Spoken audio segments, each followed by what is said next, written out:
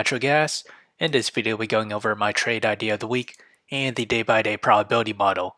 So let's start off with the technical analysis on the 1 hour chart.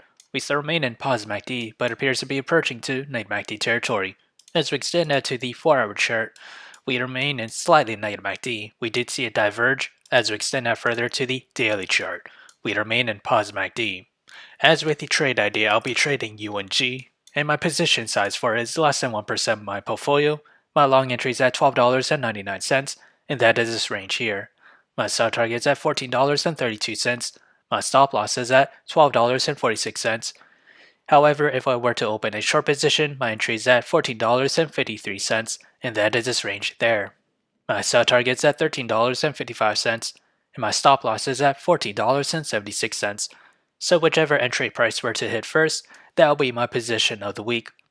So how did I develop these trade ideas? It all comes from the day-by-day probability model, which is available in the link below, so do check it out.